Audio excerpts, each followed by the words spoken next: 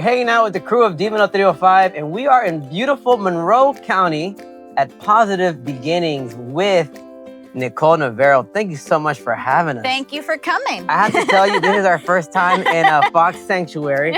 I've never fed a fox before. How do I do this? Do I just hand it to her? Hand it to her? Yep. She's very gentle. You're gonna be surprised. Here you go.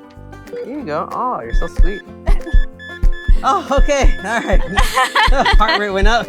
All right, going right down. Wow, that was intense. Nicole, tell me, how are you doing? How are you feeling today? Good. Excellent. Beautiful day. Another fabulous day in paradise. Listen, it's not every day that we get to be in a sanctuary with is it foxes? Yep. Foxes, that's the plural form? Okay.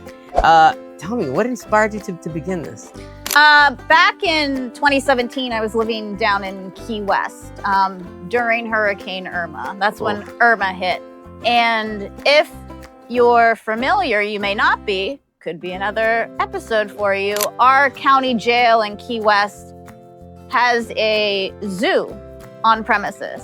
So it's the Monroe County Sheriff's Office Animal Farm. So after the storm passed, I reached out to see if they needed help cleaning up after the storm, and they did. You know, a jail is typically not a place where one can volunteer, but she let me come and start volunteering, and I continued volunteering. After the storm, I moved back here to Key Largo. Being way down there in the middle of a Cat 4 or 5 hurricane was a little intimidating.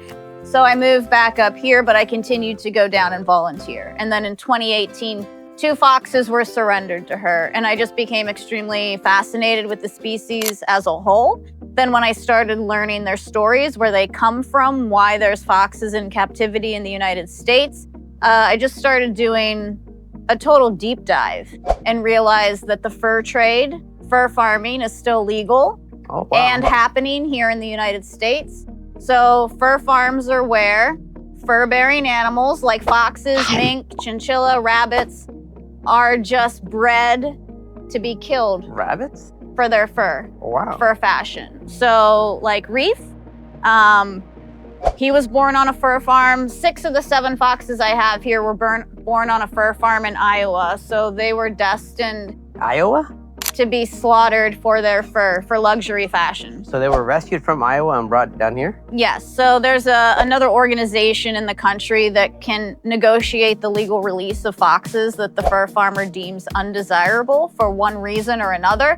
So like Reef, his parents started to harm him when he was a baby. He only has half a tail and he's missing some toes. You know, these farms are designed to maximize profit and don't have any animal welfare standards. So these are legal farms that are in the States, and the only way to get the foxes from them is through going the legal route. The legal route. I mean, people do go the illegal route, but So why is that legal? I don't understand. Why is that legal in the U.S.? Because it's fox fur, any animal fur is considered an agricultural pursuit, because their fur is sold as a commodity. So the USDA allows fur farming in the United States. You're hungry. You're a hungry one.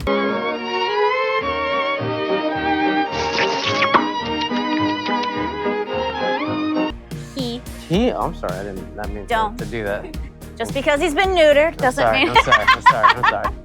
So, I mean, they're beautiful. My only knowledge of foxes is The Fox and the Hound.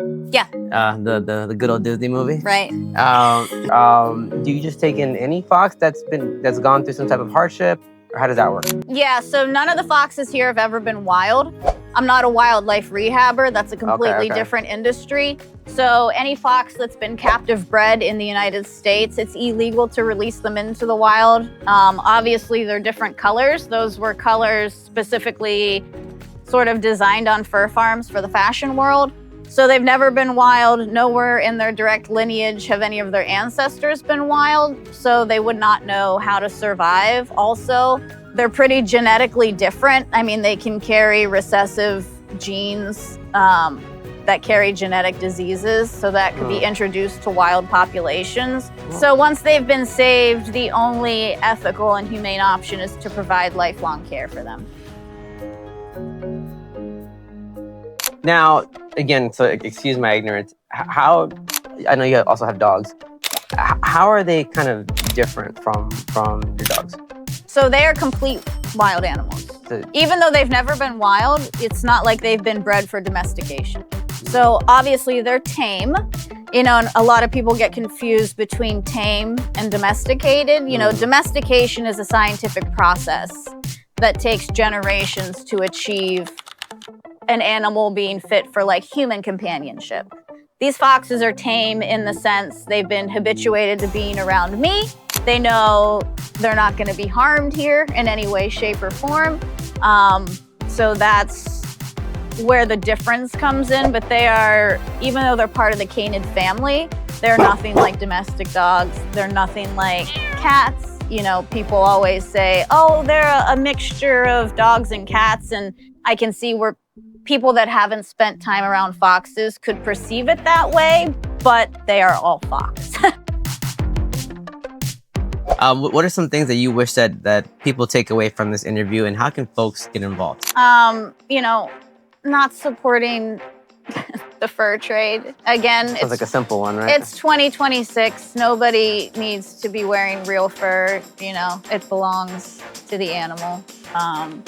So not buying fur, that is the easiest thing anyone can do. Okay. And it is super simple. And just the other takeaway that, you know, these animals aren't pets. They require very specific diet, habitat, enrichment, veterinary care. Wild animals belong in the wild. And if they can't be in the wild like these foxes are, then they deserve to be in a sanctuary that's qualified to care for them. You know, Nicole, thank you so much for the great work that you're doing. Even just seeing this setup, I know it took a lot, and it takes a lot of work. Yeah. So we need more people like Nicole. So thank you so much for your time. We really appreciate it. We can't wait to come back and hang out with the foxes. Yeah, Thanks so anytime. much.